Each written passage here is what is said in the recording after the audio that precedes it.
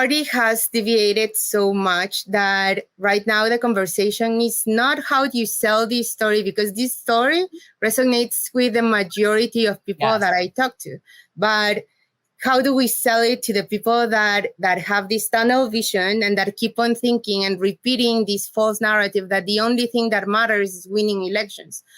When the reality is that if you move the goalpost closer, just by psychology, we know that we're going to have happier people, more dedicated people, more engaged with the kind of work that we want to do. If those goals are closer, more attainable things, and that we need to also have a very sharp reality. One of the quotes that I like the most says that the main function of a leader is to first define reality, and the last one is to say thank you. And in the middle, a leader is a servant. So that's what we're trying to get to. Like that's the only way we're ever going to win here. And we are very appreciated. Thank you so much. So the reality is that we are not going to have major wins, regardless of who wins this election on 2024. But with the plan that we are providing, we're at least going to have a community and a base in the party that is going to be more empowered, more trained, more connected, more informed about the issues of the community, and that we are going to be able to fight together to get there.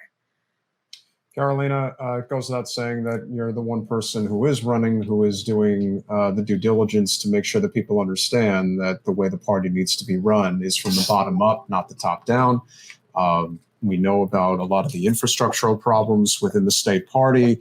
I think that the ascendancy of Governor DeSantis, who is now depending on who you ask, the favorite to be the next president of the United States, I think that the Florida Democratic Party plays a significant role in his ability to ascend to up that ladder. The loss in 2018 should have been a shot across the bow, but instead they didn't learn from their mistakes and have doubled down on the mistakes that were made. They didn't realize that, regardless of what happened with Andrew Gillum, that it was the message that he was delivering during the primary in particular, which was what was exciting people and getting them involved and making it possible that maybe could actually flip the state.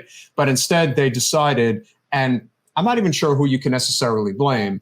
I think we've covered a lot. We can name some people. No, but let's not. Okay. My point is, I think that if there's one area that I think really hurts the state party, and I think that, obviously, Terry didn't do anything with it. Obviously, Manny made it worse. But I think the consultant class is a really big problem.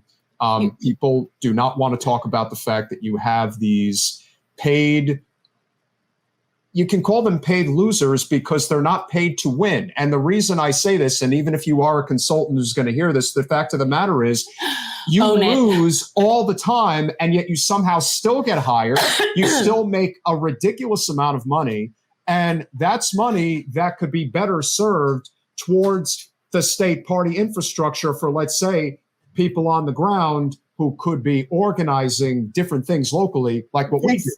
And we don't get paid and reaching to the community and all of these things, right? And so we need to change that, remove some middle people from the equation, and also come to this realization that we have been wasting money, essentially. This idea of let's raise a lot of money, then the consultants are going to take over and they do the operation on the ground.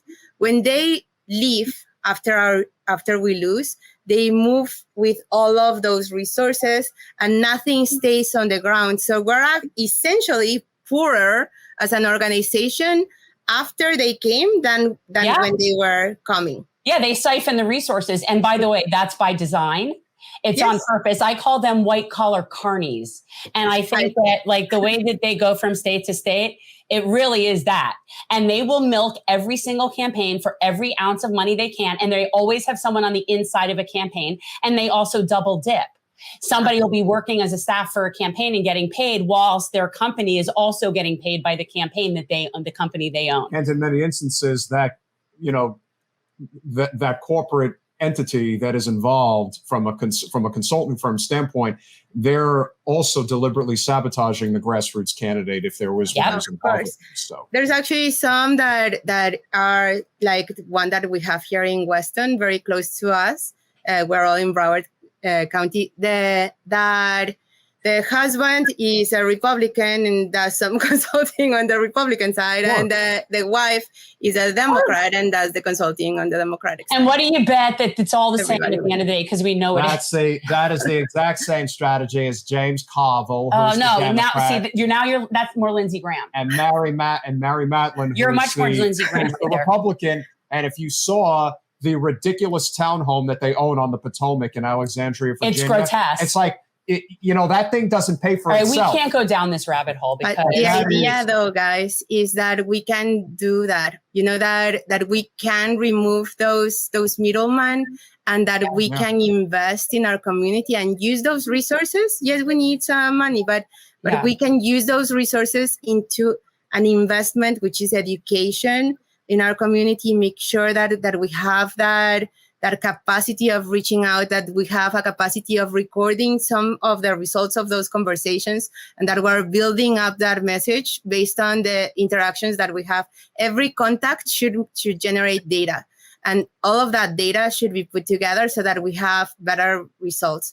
The state is going to be divided in like regions, and we're going to promote something that it's a fast response for anything. So you're going to have a small nuclei, and the nuclei is going to have a group of small counties, or maybe just one large county, and that you're supposed to, at the end of a meeting, you're supposed to have a staffer on the meeting, and they have exactly, since you close your computer for that meeting, that staffer has 24 hours to deliver a form of a response. Either you're doing great, this is the feedback, or these are the resources that you are asking for. This is the date that you're going to get those resources. This is where we are. This is the information that you requested. Something should happen there. But in 24 hours, there's no need that we have to wait more. And some of these operations are so fast-paced that it's ridiculous that we have to spend sometimes over a month. And I have heard stories of people waiting for 2 months to just get an email response. And during elections, this should be even more important and more streamlined. So candidates are going to have a hotline that if they have any issue on the ground or with technology, they're supposed to have a voice on the other side of the phone that can tell them, okay, this is where you need to be clicking, or this is where you're going to go. We need to get you in, but we have to go. We can't keep going. But we know that it's a certain group of people that can vote for you. So I can't say everybody vote for Carolina, because you really can't. But get me a list, and I will be happy to make calls for you. Thank you. And for everybody that's listening, please talk to your elected state committee people, who are the ones that are going to be voting, and also your elected officials who are also going to be voting. And please challenge them so that they don't continue repeating the same mistakes and expecting the different result. Thanks for watching. If you want to support our mission to transform politics into service, please like this video, subscribe, follow us on social media, and consider joining our Patreon, where you'll get early access to our interviews as well as other exclusive content. Links are in the description. Peace out.